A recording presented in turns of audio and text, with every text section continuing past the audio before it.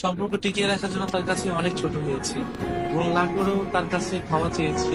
আমি দোষী না, তাকে এটাও প্রমাণ করিয়েছি যে আমি দোষী না। তারপরেও সে আমাকে ভুল বোঝে বা এমন একটা দোষ দিয়ে আমার কাছে ছেড়ে গিয়েছে, সেটা হয়তো বোঝানোর মতো না। আর তার হাতে পায়ে সবকিছুই ধরেছি যে তুমি আমাকে ছেড়ে দিও না, আমাদের সম্পর্কটা নষ্ট করো না। একটা সময় দেখা যায় কি, দোষ আমার না, আমার ছিল না, তারপরেও তাকে আমি জোর করেছি, দেখো জোর, আমার আমার কোনো দোষ নেই, তুমি আমাকে ছেড়ে দিও না, কিংবা আমার এখানে কোনো দোষ ছিল না। আমি তাকে প্রমাণও করেছি, তবু সে আমার কথা শুনতে চায়নি বা বোঝার চেষ্টা করেনি। আমি তার পায়ে পর্যন্ত ধরেছি আমাদের সম্পর্কটা টিকিয়ে রাখার জন্য। শুধু এমন আমি না, অনেক মানুষই আছে যে ভালোবাসার মানুষের কাছে বারবার ছোট হয়, বারবার নিচু হয়, তবুও না দেখা যাবে কি তার কাছে তার ভালোবাসাটার দামটা একদমই পায় না। কারণ পায় না কিসের জন্য সেটা দেখেন, আমার মানুষটা হয়তো অন্য কোনো পুরুষে আসক্ত হয়েছিল, এই জন্য হয়তো আমার সম্পর্কটা বা আমার ভালোবাসাটা বোঝার চেষ্টা করেনি।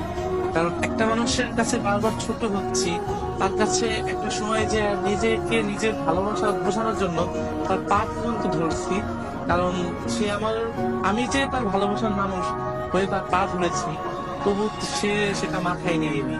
কারণ আমার ধরাটাকে বা আমার পা ধরাটাকে সে কখনো ভালোবাসায় দেখেনি। মূলত আমার ভালোবাসাটা সে কখনোই দেখেনি। এই জন্য হয়তো যদি দেখতো তাহলে হয়তো তার কাছে আমার পা ধরা লাগতো না। পা ধরার আগে সে হয়তো বুঝতে পারতো যে আমি তার কাছে কতটা গুরুত্বপূর্ণ, কতটা গুরুত্বপূর্ণ ছিলাম। এই জন্য সম্পর্কের জন্য আমি অনেক ছোট হয়েছি, বারবার তার কাছে নির্লজ্জের মতো ছুটে গিয়েছি, বারবার সে আমাকে ইগনোর করেছে, আমাকে অবহেলা করেছে, তারপরে তার কাছে বারবার ছুটে গিয়েছি যে সে জন্য আমার ভালোবাসাটা একটু বোঝে।